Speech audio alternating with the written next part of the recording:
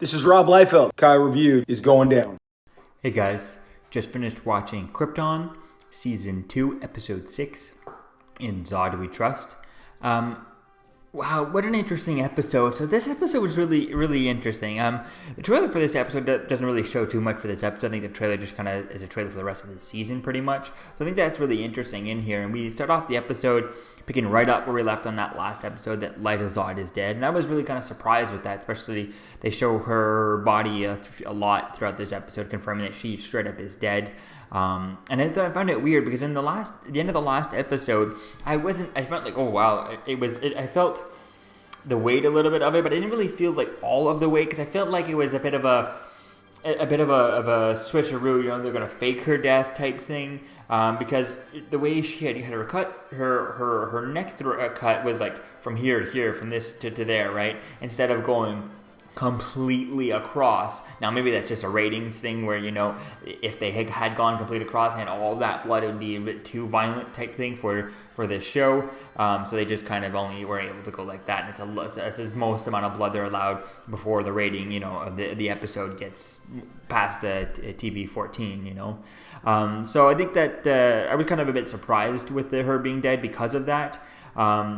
I don't know, I just would have liked to have seen her completely like go full out and do from ear to ear to really kind of show her determination type thing. But I get the idea that the character didn't really want to do that, and was kind of forced to do that. And even, you know, she was tears in her own eyes a little bit about what she was doing, right? So I think that was kind of an interesting idea, and actually having her dead was kind of an interesting shock to begin this episode. So I think that was a good way of kind of confirming to you that she was dead, and especially the way that they did it in the last episode. It was very much cut the throat, and then it was she dropped out of frame. So it was like, you could see that she might survive in the next episode, and then they jump right into it. No, she's dead. So I think it was a really good way of right up from the bat showing us that she's dead.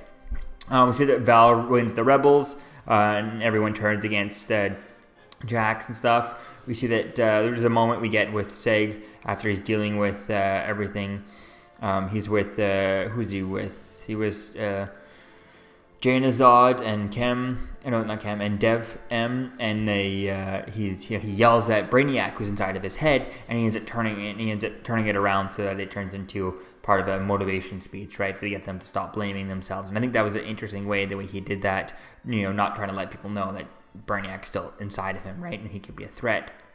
So that's kind of interesting, which we do end the episode with him eventually telling Nyssa Vex that, you know, Brainiac is a part of him. He has a plan. So we see that Jax has something kind of, you know, she uses something inside of her arm to get out, to escape the custody of the rebels and stuff. So that's kind of interesting doing that. I thought it was very much something like Punisher in, was it Daredevil season 2, where he cut himself and he hit blades inside of him so that when he was captured he could pull those blades out and use them to stab people, right? Which was kind of an interesting idea. Although this turns out was just part of her, you know, subdermal implant that she had already. She was breaking off to turn into a weapon rather than, you know, hiding an actual weapon inside of her. I thought that's what I thought the scene was, but it wasn't that. It was more of an improvisation weapon than an emergency hidden weapon type thing. So we see that Seg lets Brainiac take control of his body to save the ship, to save him and Nyssa, and they have Korvax in there, which they stole. She escaped to Zod's captivity and stuff, so that was kind of interesting, especially the way they did that, how she jumped out of the window and stuff and landed perfectly in the ship. That was really cool, the way they did that and planned it. It was really interesting. We see Val blows up the elevator, so doing pretty much, and then lets Jax go, pretty much doing her plan, kind of to a point, you know, and blowing up the ship, and which ends up actually killing a lot of people who are working on that. But it stops, it stops General Zod from having access to the moon, right? And I think that's quite interesting to deal with that. So that'd be cool to see as to where things go with that moving forward. We see that Brainiac ends up tells Seg that he has a plan, you know, like, hey, get to your ship and I give you the powers to defeat Zod. But obviously Seg knows that's clearly just a ploy for him to get his own body back and, you know, get out of Seg's mind and separate from each other, right?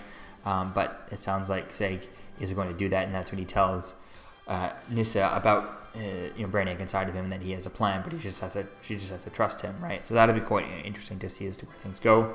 And then we end the episode with Zod taking the Codex, putting it in some weapon that's just been made in like an hour, and going to find Doomsday, and we end with that. And it looks like in the trailer for next episode, or the trailer for the rest of the season, which I guess these trailers are for the rest of the season, or not exactly for the next episode.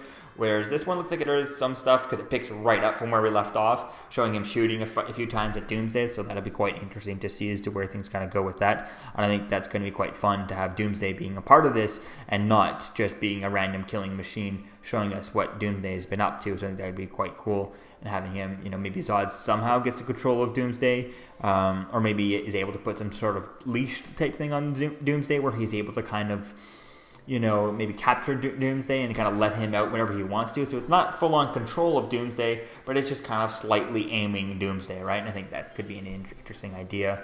And just kind of, pointing Doomsday and dropping Doomsday wherever he wants, right? If you can put him in a cage and capture him all the time, he could just drop him out whenever he needs to and, send him somehow to the moon. Now that he can't get to the moon with the space shuttle, maybe they can use some sort of rocket to launch Doomsday to the moon to kind of fight to destroy everything there. That could be something quite interesting to play with that, and seeing everyone having to go up against the rebels, having to go up against Doomsday with barely any stuff that they have left on the moon, right? I think that could be quite interesting playing with that. So all in all, definitely can't wait to see as to where things kind of go with this. I can't wait to see if we get more Lobo going on, because that's going to be interesting. They need to set up his storyline for a spinoff, so I feel like they're going to probably do that at some point in the next few episodes before the end.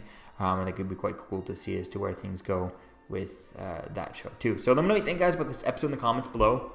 How do you think they're going to use Doomsday? And I'll see you guys in the next video. Peace out.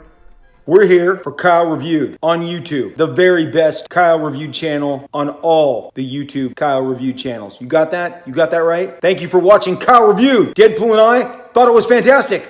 You need to like, you need to subscribe. You know how it's done. Like, subscribe. Right, DP?